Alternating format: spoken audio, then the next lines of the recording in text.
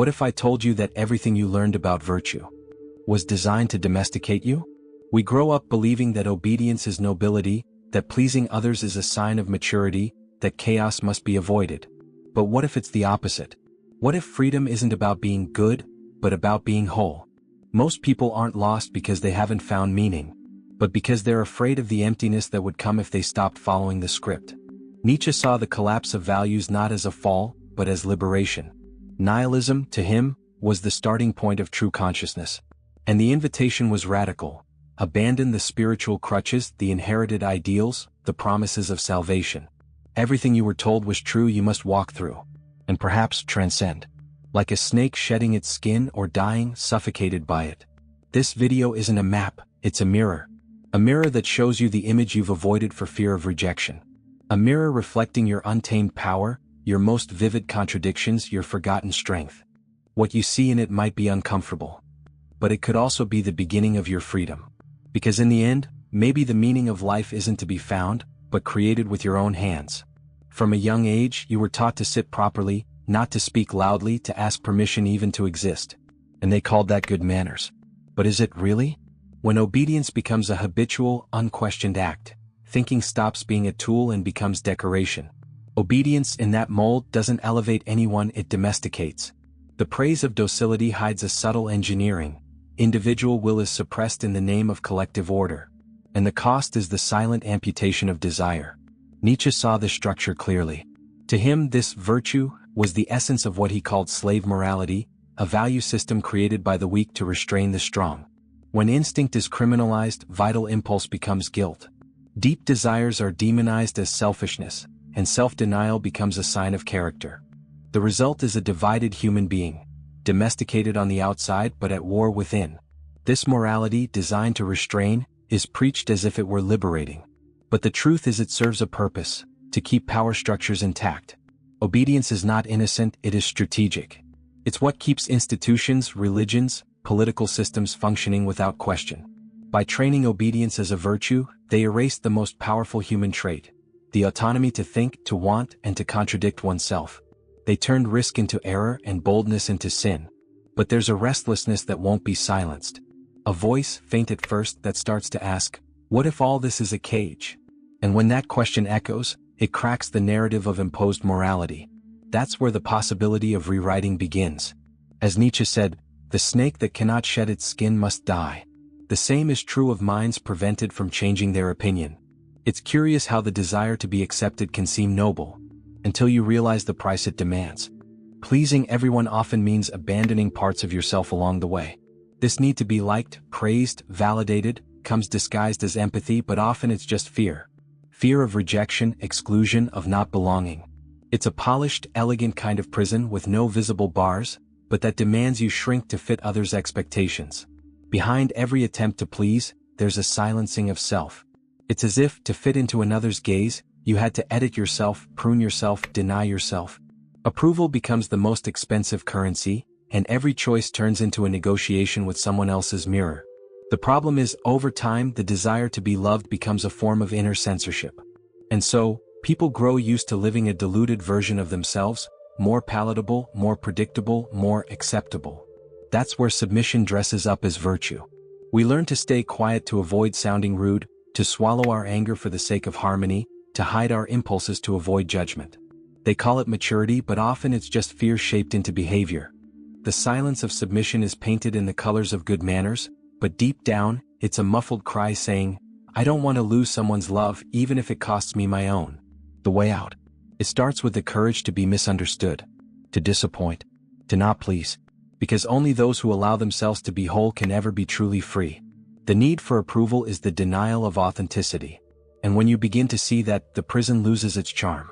True respect is born when you no longer have to betray yourself to be accepted.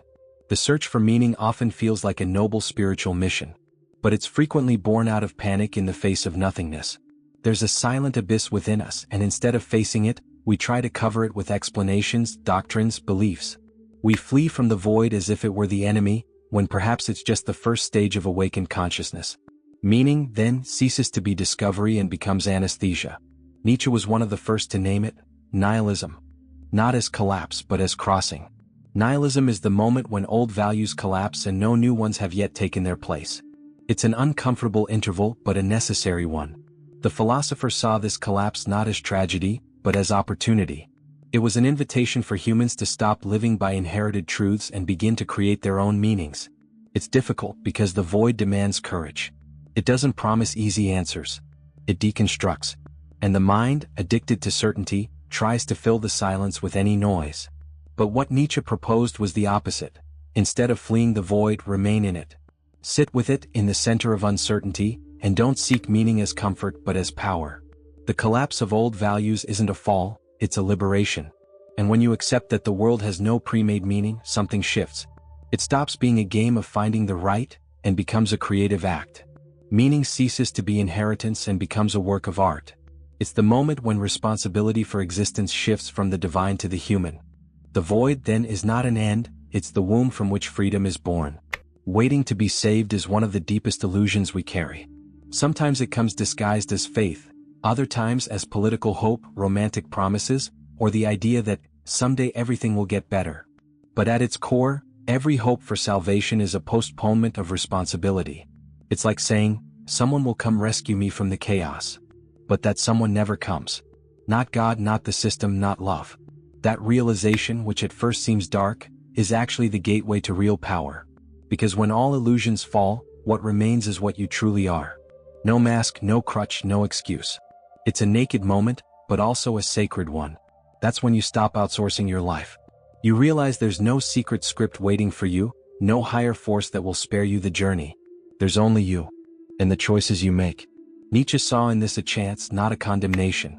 The fall of illusions is the liberation from moral tutelage, emotional dependence, and blind faith. It's when the human stops living like a child waiting for a parent and begins acting like a creator. At that point, fragility becomes strength. Because those who don't wait for salvation act. Those who don't await miracles move mountains. Those who don't seek redemption begin to become whole. This autonomy can be frightening because it demands you look at yourself without veils. But it's also the purest source of power. The awareness that your existence doesn't need to be approved, guided, or saved. It just needs to be owned. Life stops being a plea and becomes affirmation. And then a new ethic is born, not one of pleading but of presence. The being who doesn't wait begins to create. Life in its essence is not orderly. It pulses in spirals, in contradictions, in unexpected curves. The human desire for control is often a desperate attempt to contain the uncontrollable. But chaos is not the enemy. It's the fertile ground where power grows. The trick, as Nietzsche said, is not to defeat chaos, but to learn to dance with it. Because only those who embrace the unpredictable movement of existence can act with true freedom. Amor fati, love your fate. Not like someone resigned but like someone celebrating. This Nietzschean concept is an internal revolution. Stop resisting what is, and start choosing each event as if it had been written by yourself. It's not a denial of pain, but a radical transformation of your stance toward it. It's saying yes to life, including its bitter, raw, uncertain parts. It's making an alliance with chance, not seeing it as accident. Resignation is passive. Amor fati is active. It's an unconditional yes to reality, even when it shatters expectations. It's the courage to affirm, this happened and I choose to do something with it. This is an ethic without moralism but with deep responsibility. Because it demands presence, attention, strength. It requires you to be whole in front of life, without hiding behind metaphysical justifications or historical resentment. In this spirit, chaos becomes an ally. It is the backdrop of creation. What seems like disorder can be opportunity. What looks like collapse can be a new beginning. Those who dance with chaos don't need life to be easy, just to be lived with eyes wide open. Because like a dance, living well is not about walking in a straight line, but moving in rhythm with the unexpected. The idea that the world should have meaning is a human invention. We seek logic where there is only flow, purpose where there is only existence.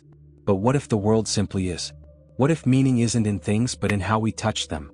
The collapse of the grand narratives, religious, political, philosophical, is not an existential tragedy. It's a relief. Because without a universal script to follow, we're finally free to write our own. Nietzsche understood this freedom deeply. To him, the world doesn't need to make sense for life to be worth living. On the contrary, the excess of imposed meaning is what often oppresses us. By breaking away from the illusions of destiny, of rightness, of moral expectations, We make room for something more authentic. And that's when the radical question of the eternal return emerges. What if you had to live this same life exactly as it is infinitely? That hypothesis, far from being a philosophical game, is a test of authenticity. Because it forces you to look at every choice, every action, every silence with brutal honesty. If the answer is no, then maybe you're just surviving, adapting, functioning. But if it's yes, then maybe you're finally living. The courage to say yes to the eternal return is the measure of how much your life is truly yours, not a draft, but an affirmation. This absence of pre-made meaning is not a burden. It's a chance. It means that every gesture of yours matters. That every day is a creation, not a pre-written chapter. It frees you by dissolving the idea that there's an invisible judge evaluating you. There isn't. There's only you, time, and the power of being. And that is scary, but also glorious. Kindness by itself doesn't guarantee relevance. How many good people are ignored, forgotten, left aside? That happens because the world doesn't only respond to ethics, it responds to presence. Being necessary is occupying a space that no one else can occupy like you. It's leaving a mark, an absence that is missed. Kindness without power turns into passivity. But necessary kindness transforms the environment because it is born from authenticity, not from the desire to be accepted. Nietzsche saw no virtue in being harmless. He proposed something more demanding: become someone the world cannot ignore. That doesn't mean imposing with violence, but with intensity, with clarity of vision, with strength of creation. It's about being a presence that moves, that unsettles, that lights up. The good who merely adapts disappears. The necessary resonates. Because it's rare. Because it's whole. Because it doesn't dilute itself in the desire for approval. To overflow, not to fit, that's the path. Fitting in is synonymous with self-nullification. It's the attempt to squeeze into molds made for the average. But what truly transforms the world are those who overflow. Those who can't be contained. Those who, by living so truthfully, become beacons, even if unintentionally. The necessary doesn't ask for space, it creates it. And being necessary requires a deep commitment to who you are. To your visions, your pains, your strengths. It's not about being better, it's about being real. The world already has many who obey. What's missing are those who embrace their uniqueness with courage. Because when you become necessary, you don't just exist, you impact.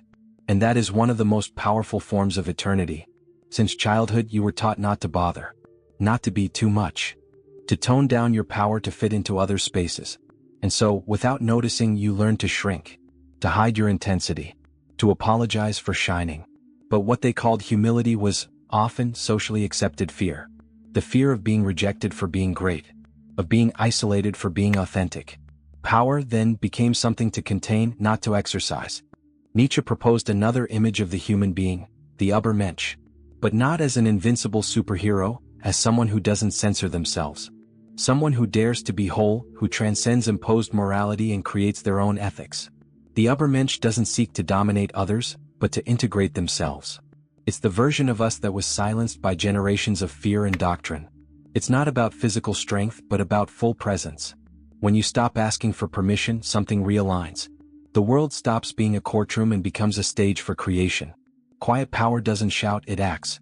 It's the one who walks with certainty, even when there are no applause. Who doesn't need validation to exist.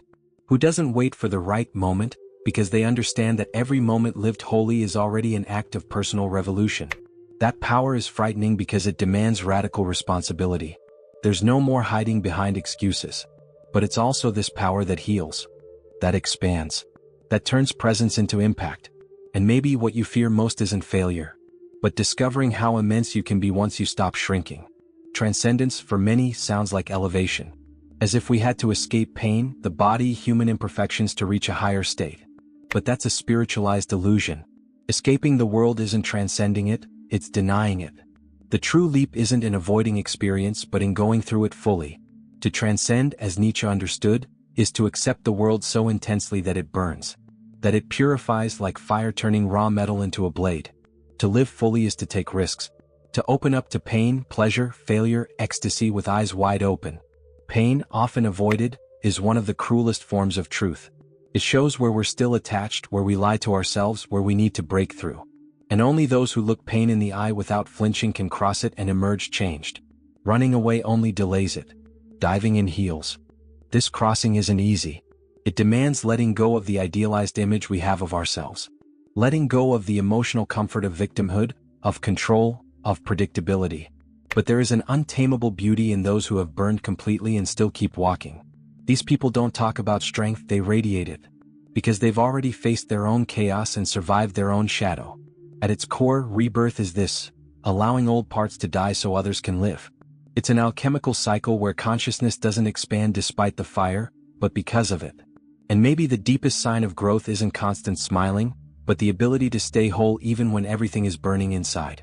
Because only those who burn are reborn differently. There's a version of you that scares you, precisely because it's too real. It's the one that doesn't hide, doesn't apologize, doesn't adapt. The one that thinks out loud, feels deeply, acts with conviction. But that version has been suffocated over the years, because you learned that being too whole is unsettling. That too much intensity is scary. That too much authenticity is dangerous. And so, out of fear of rejection, you shrank. Until you almost forgot who you were. Nietzsche didn't want you to follow his ideas. He wanted you to surpass them. He wanted you to become an author, not a disciple. A thinker, not an echo.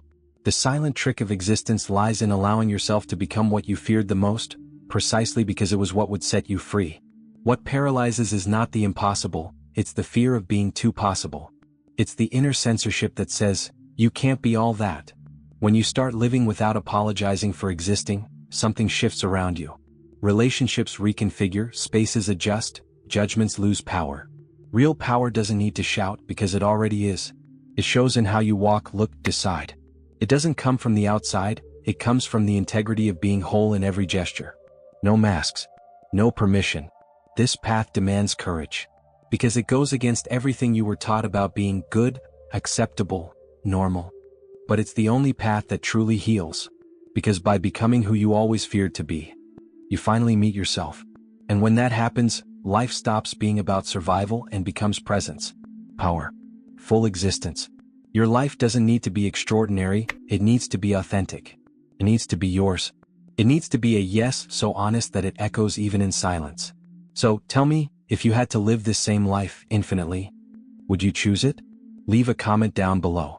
Tell me where you feel stuck, what you're ready to break through, or what still keeps you from dancing with chaos.